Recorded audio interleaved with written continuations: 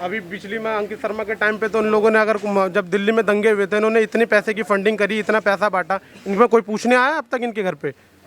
मतलब इतनी government central में सॉरी मतलब केजरीवाल की सरकार में आज तक अभी तक कोई मंत्री आया यहाँ पे उनसे रिलेटेड?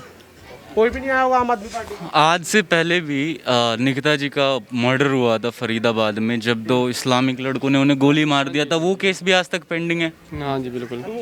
वो केस भी पेंडिंग है, लेकिन हमें पता है इस चीज़ का। लेकिन ये गलती किसकी है? ये गलती हम लोगों की है। हम लोगों को एक साथ होना पड़ेगा।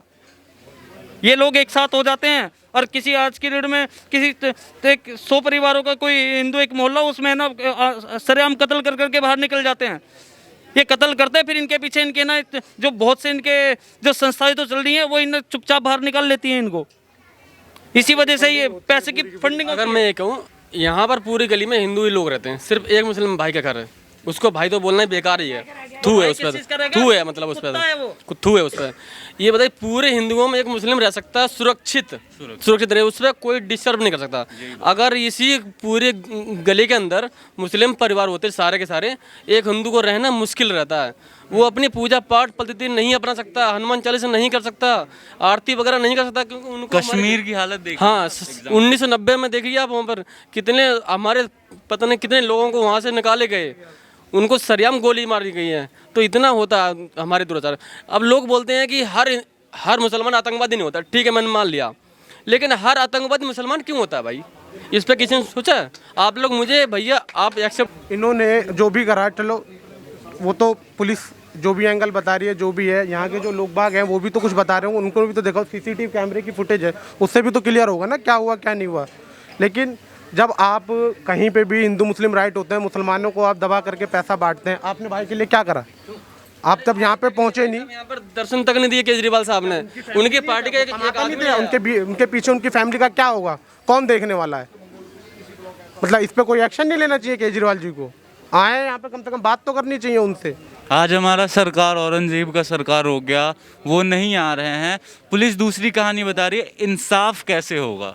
इंसाफ अब वैसे होगा जैसे उन्होंने अब करके गए हैं, वैसे अब हम लोगों के जो साथी हैं वो करेंगे। अब ये वाला फांसी नहीं होगी तो फिर इसका हिसाब हम करेंगे। हम हिंदू अगर हमारे सोनू, अगर हमारे भाई को, रिंकू भाई को,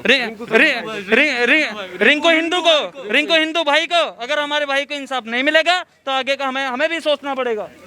आपने अभी एक बात कही कि हमारे यहाँ पर क्यों नहीं ऐसा होता, कि हमें जैसे इनमें कट्टरवादिता है, हमारे अंदर क्यों नहीं है? ये गलती हमारे पूर्वजों की है, जो हमें ये सिखाते, हमारे वो पूर्वज नहीं जो महाराणा प्रताप थे या भगवान परशुराम थे, वो नहीं, गलती उन पूर्वजों जो हमें ये सिखाते रहे हैं कि वसुदेव कुटुंबकम सर्वे भवन्तु सुखिनः। हमें ये सिखाने की ज़रूरत, अभी हमारी किताबों में भी कहाँ हमें महाराणा प्रताप नहीं, हमें औरंगजेब पढ़ने को मिलता है, हमें अकबर पढ़ने को मिलता है, हमें श्री राम भगवान के साथ साथ हमें भगवान परशुराम भी पढ़ने पड़ेगा और हमें महाराणा प्रताप भी पढ़ने पड़ेंगे, जिन्होंने हमारे देश के लिए तलवार उठाई है। और अब ये समय आ गया है कि हमें दोबारा तलवार उठानी पड़ेगी, क्योंकि धीरे धीरे धीरे अब जो कहते हैं ना लिंचिंग होती है, मॉब लिंचिंग, और ये जो अवार्ड वापसी वाली गैंग है वो अब नहीं दिख रही है। पुरस्कार जो वापस करते रहते थे, जिन्होंने एक जो चोर था उसके लिए इतना कुछ करा, और आज क्या नाम है, कितनी मॉब लिंचिंग हो गई हिंदुओं के साथ। जय श्री राम बोलने पर लिंचिंग, जय श्याम बोलने पर लिंचिंग, तिरंगा यात्रा निकालने पर लिंचिंग। ये तो साफ साफ हो रहा है कि अब हिंदू सॉफ्ट एक टारगेट है, क्योंकि हिंदू क्या है, कभी बोलता नहीं है। एक अभी बोला था एक भैया ने कि भगत सिंह सबको चाहिए लेकिन पड़ोसी के घर में, अपने घर में नहीं। हमें जैसे हमारे बिस्मिल्लाह साहब थे, उनकी माता ने बोला था जब तक देश आज़ाद नहीं हो तब तक अपना चेहरा मत दिखाना। हमें उस तरीके के माता पिता अब की ज़रूरत है। हम ऐसा बने कि हम अपने बच्चों को ये सिखाएं कि तलवार उठाओ, अगर तुम्हें कुछ बोले कोई तो तलवार उठाओ।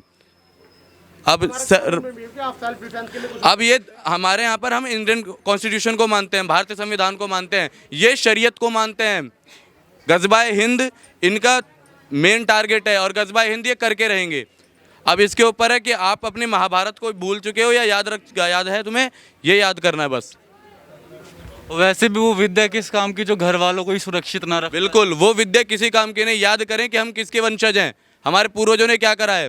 जो मुगल आए थे, जो अंग्रेज आए, हमने उनको लोहे के चने चबाने का काम करा है। हम यहाँ पर लोनी गाजियाबाद से आ रखे, हमारी टीम आई है, और हम ये कह रहे हैं कि अगर ऐसा हमें क्या ना, हमारे भाई को इंसाफ नहीं मिला, रिंकू शर्मा को, तो इसके ऊपर कड़ी से कड़ी कार्रवाई करेंगे।